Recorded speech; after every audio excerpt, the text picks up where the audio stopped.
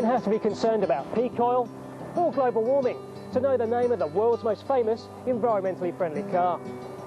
Believe it or not, you have to go back to 1997 for the first Toyota Prius. It looked just like a regular small sedan, but under the bonnet, the combination of a conventional petrol engine and an electric motor made it the world's first hybrid production car. 6 years later, the second generation Prius was notable for not only being cleaner, but also introducing weirdoid styling that mirrored its futuristic propulsion system.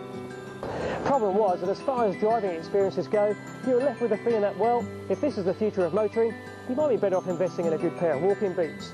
So in 2009, can the arrival of an all-new Prius solve that problem? Let's find out whether this all-new Toyota hybrid hero can be a car that you can buy using your heart as much as your mind.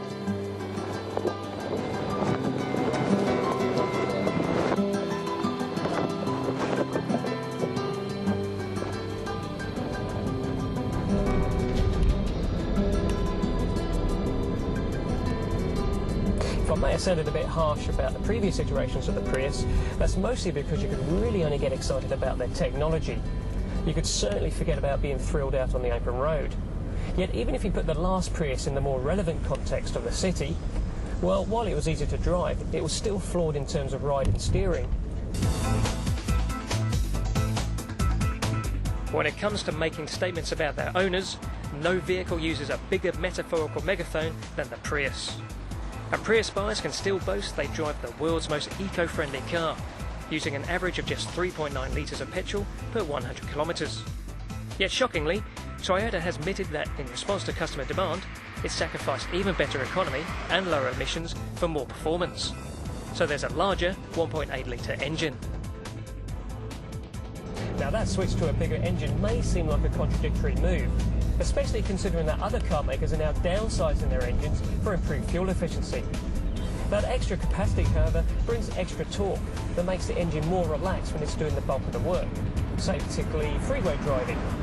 And of course, fewer revs equal less fuel used.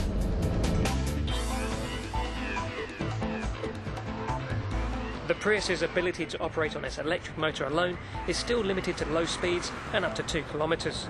There's also an eco button on the dash of the new space-age interior, which you can press to dull throttle response for more economical driving.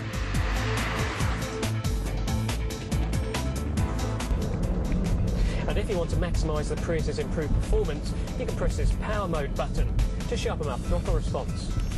Otherwise, the driving experience is very similar to the last Prius, including the impressively seamless transition between the electric motor and the conventional petrol engine.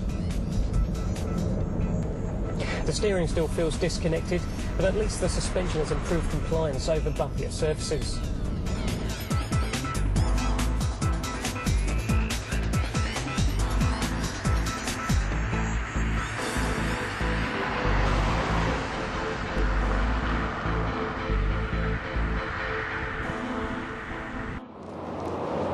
So, like the styling, the new generation Prius's driving experience is very much an evolutionary step.